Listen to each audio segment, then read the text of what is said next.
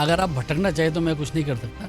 मुद्दा केवल एक है कि मोदी जी को प्रधानमंत्री बनाना। इस पूरे चुनाव का मुद्दा यही है। जनता जो है जो बात करती है वो जनता के सीधे तौर पे कहना है कि कई ऐसे मुद्दे हैं जो कि धरातल पर उनका समाधान होना चाहिए। सबसे बड़ा मुद्दा जो है एक पलायन का है, बेरोजगारी एक बड़ा मुद्दा है। इसके अलावा जो है महिलाओं की सुरक्षा को लेकर एक मुद्दा है। देवभूमि में जो डेमोग्राफिकल चेंज हो रहा है, जो भविष्य के लिए बहुत खतरनाक है, उसको कैसे रोकेंगे, सबके लिए हमारे पास योजना है। गणेश कुदियाल जो है आपके सामने चुनावी मैदान में कांग्रेस के एक बड़े प्रत्याशी के तौर पर माने जा रहे हैं और उनका सीधे तौर पर यही आरोप है कि हम लोग जो है केवल क्षेत्र के लोगों के साथ में रहे हैं, लेकिन बीजेपी के जो प्रत्याशी क्या वो क्षेत्र के साथ में, क्षेत्रवासियों के साथ में उनका कितना जुड़ाव है। गढ़वाल के जनता के एक आदमी का भी भला नहीं होने वाला। जिससे एक आदमी का भला ना, उस बात को करके मुझे क्या लाभ है? मैं क्यों उनके किसी उसमें आऊँ? पलायन के खिलाफ एक बहुत बड़ा युद्ध शुरू करूँ और उसको मैं इस क्रांति को करके आप लोगों को दिखाऊंगा और मैं दिखाऊंगा कि कैसे रिवर्स माइग्रेशन होता है। वो नहीं जानकारी है, वो ऐसी बातें करेगा। कानून से ये काम नहीं होता, ये काम और तरीके से होगा। उसका सब तरीका हमारे पास है। हमने पूरा कार्यक्रम तैयार कर लिया है। नमस्कार, न्यूज़ टुडे नेटवर्क में आपका स्वागत है। हम लोग इस समय है गढ़वाल लोकसभा क्षेत्र में। हम लोग बीजेपी के प्रत्याशी हैं अनिल बलूनी जी। अनिल बलूनी जी के बारे में एक बात कही जाती है कि वो जो है मीडिया के प्रमुख तो हैं ही हैं, साथ खास तौर से विधायकों को ट्रेनिंग भी कई बार मीडिया को लेकर देते रहे हैं, सांसदों को ट्रेनिंग देते रहे हैं, लेकिन मुद्दों को लेकर भी वो लगातार विधायकों और सांसदों को एक ट्रेनिंग का माहौल बनाते रहे हैं। आज फिर वो चुनावी मैदान में हैं। हालांकि राज्यसभा का जो है वो एक बार सांसद रह चुके हैं, लेकिन इस बार वो चुनावी मैदान में हैं।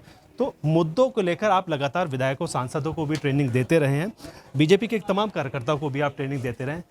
इस बार कांग्रेस के जो मुद्दे हैं और जो आम जनता के मुद्दे हैं वो जो है वो देखा जा रहा है कि कैसे उस तिलिस्म को तोड़ पाएंगे जो कांग्रेस बात कह रही है और जनता जो बात कह रही है। देखिए, अगर आप लोग बड़ी बारीकी से देखेंगे तो मुद्दा केवल एक है इस चुनाव का। अगर आप भटकना चाहे तो मैं कुछ नहीं कर सकता। मुद्दा केवल एक है कि मोदी जी को प्रधानमंत्री बनाना है।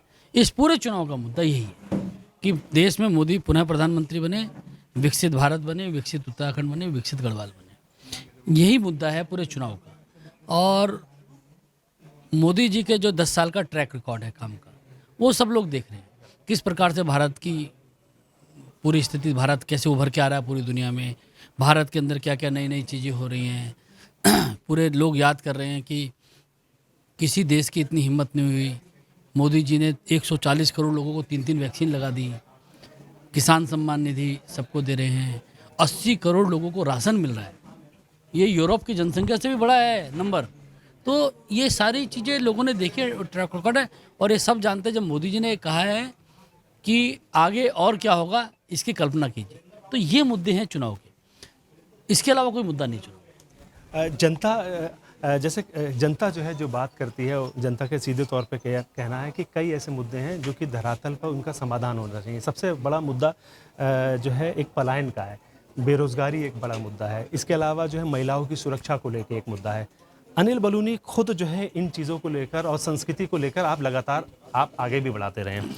अनिल बलूनी जी धरातल पर कैसे समाधान करने वाले हैं, जनता के सामने क्या वायदा कर रहे हैं? देखिए, अभी जब मोदी जी रुद्रपुर आए थे, उन्होंने कहा हमारे पहला प्रयास है पलायन रुकेगा और रोजगार देंगे।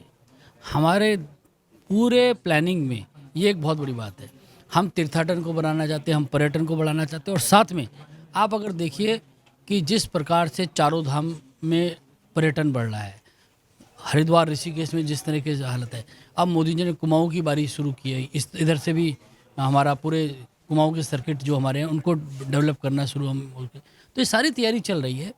हम उत्तराखंड के, जब मोदी जी ने कहा है कि अगला दशक उत्तराखंड का होगा, इसका मतलब उत्तराखंड की जितनी समस्याएं हैं उन सब का समाधान करें। अनिल जी जो है देखिए, आप जो है मोदी जी के और अमित शाह जी के नज़दीकी मानते हैं। जनता भी इन सब चीज़ों को देख रही है, उनको भी लगता है कि एक आस बनी है।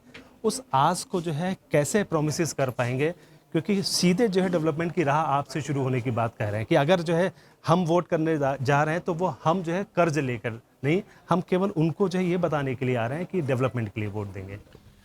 देखिए, आप आने वाला कुछ दिनों तक इंतजार कीजिए। चुनाव के बाद हम लोग जो हमारी योजना है और जो मोदी जी की योजना उत्तराखंड को लेकर, उसमें पूरा बदल देने की है।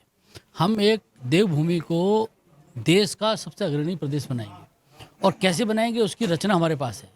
कैसे हम यहाँ रोजगार का सृजन करेंगे, कैसे तीर्थाटन का सृजन करेंगे, कैसे हम लोग देवभूमि में जो डेमोग्राफिकल चेंज हो रहा है, जो भविष्य के लिए बहुत खतरनाक है, उसको कैसे रोकेंगे, सबके लिए हमारे पास योजना है, और आने वाले समय में हम उसको विस्तार से करके भी दिखाएंगे। गणेश कुदियाल जो है आपके सामने चुनावी मैदान में कांग्रेस के एक बड़े प्रत्याशी के तौर पर माने जा रहे हैं, और उनका सीधे तौर पर यही आरोप है कि हम लोग जो हैं केवल क्षेत्र के लोगों के साथ में रहे हैं, लेकिन बीजेपी के जो प्रत्याशी, क्या वो क्षेत्र के साथ में, क्षेत्रवासियों के साथ में उनका कितना जुड़ाव है? देखिए, अगर आप मैं तो इन सब चीज़ों को पढ़ना नहीं चाहता था, लेकिन समस्या क्या कि आप लोग पढ़वा देते हैं। मेरे को ये लगता है तू मैं की राजनीति से हमको कुछ मिलने वाला नहीं। ये गढ़वाल की जनता को गाली गलौज से क्या मिलेगा, हमारे तू मैं से क्या मिलेगा। मैं उनके सवालों का जवाब देता रहूं और इन चीज़ों में उलझा रहूं और विकास की बात ना करूं, ऐसा नहीं करने वाला हूं। मैं किसी ऐसी चीज़ का जिसका कि इस उत्तराखंड के लोगों के साथ, कल्याण के साथ मतलब नहीं है, इस गढ़वाल लोकसभा के कल्याण के साथ मतलब नहीं है, उन बातों का जवाब देना मैं ठीक नहीं समझता हूँ। क्योंकि उन बातों से इधर उधर की बात हो सकती है, लेकिन गढ़वाल के जनता के एक आदमी का भी भला नहीं होने वाला है। जिससे एक आदमी का भला ना, उस बात को करके मुझे क्या लाभ है, मैं क्यों उनके किसी उसमें आऊँ। आप ज़रूर उनके सवाल पूछते रहिए, लेकिन मैं उनका जवाब नहीं दूंगा। मुझे अपने जो माताएं बहनें यहाँ की है उनके विकास की बात सोचनी है।